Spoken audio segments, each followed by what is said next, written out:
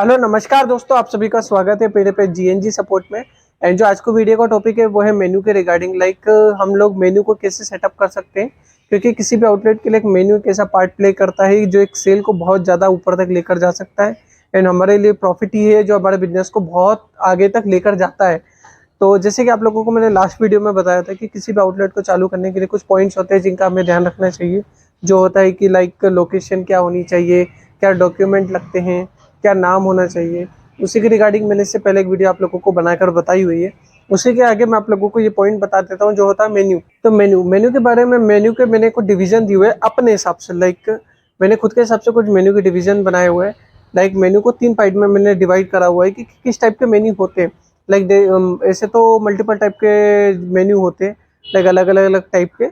But कुछ menu होते हैं जो 3 स्पेशल होते हैं, जो सबसे ज़्यादा मार्केट में मिलेंगे आपको मेन्यू, एंड उसी कैटेगरी के अंडर में मेन्यूज आते हैं। तो जो 3 टाइप के मेन्यू होते हैं, पहला टाइप का जो मेन्यू होता है वो होता है काउंटर सेल मेन्यू।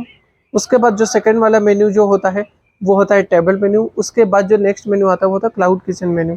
अब मैं आप लोगों को बताता हूँ तीनों कैसे डिवीजन दिए। काउंटर सेल मेन्यू बोले तो जैसे कि तीनों को मैं एक एक करके डिवाइड करके आपको समझाते जाता हूँ। अब मैं लेता हूँ counter sale menu. Counter sale menu जो होता है, हमारा एक काउंटर बनाया हुआ है, हमने एक काउंटर बना लिया, विंडो है जहाँ पे लोग कुछ भी ऑर्डर देंगे, ऑर्डर लेंगे और चले जाएंगे।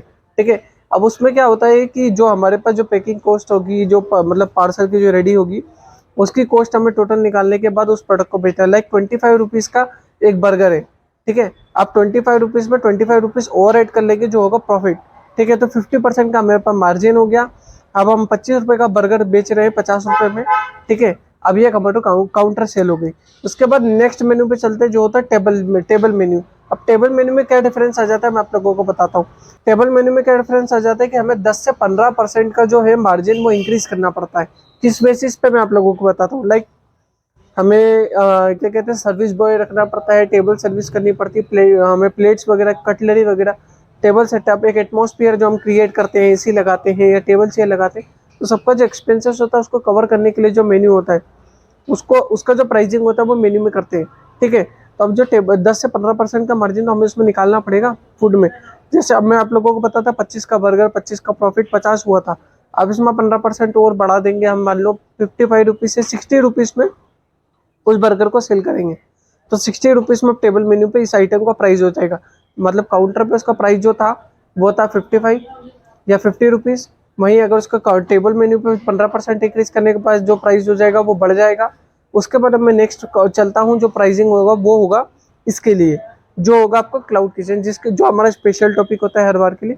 इसको ले लेते हैं cloud kitchen. Cloud kitchen menu किस बेसिस पे होता है, क्लाउड किचन प्लेटफॉर्म पे आप जब भी कभी मेन्यू सेटअप करते हैं तो आप लोगों को इस चीज़ का ध्यान जरूर रखना पड़ता है कि उसमें जो कमीशन होती है वो भी ऐड होती है।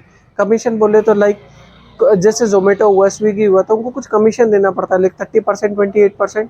उसको इंक्रीज करने के लिए कैसे करेंगे, तो उसको इंक्रीज करने के लिए हमें 50 रुपीज़ का हमने जो प्राइस रखा, 25 का बर्गर, 25 प्रॉफिट, अब उसमें 30% और ऐड करना पड़ेगा जो होगा क्लाउड किचन चार्जेस, जो भी प्लेटफॉर्म हम यूज़ कर रहे हैं।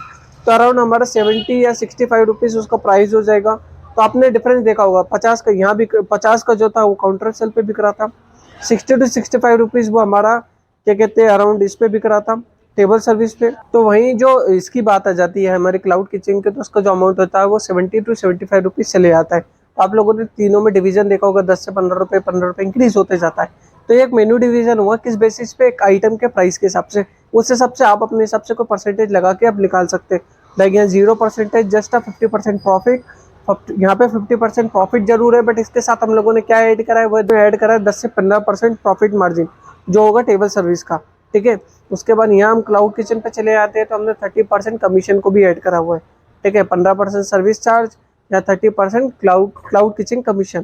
ठीक है। आप मेन्यू का डिवीजन समझ गए होंगे। सब आप लोगों को, जैसे कि मेरे मेन्यू का डिवीजन जो अभी करा हुआ था वो था उस हिसाब से कि हम डाइनिंग किस हिसाब से रखना चाहते हैं, क्लाउड रखना चाहते हैं या फिर काउंटर रखना चाहते हैं।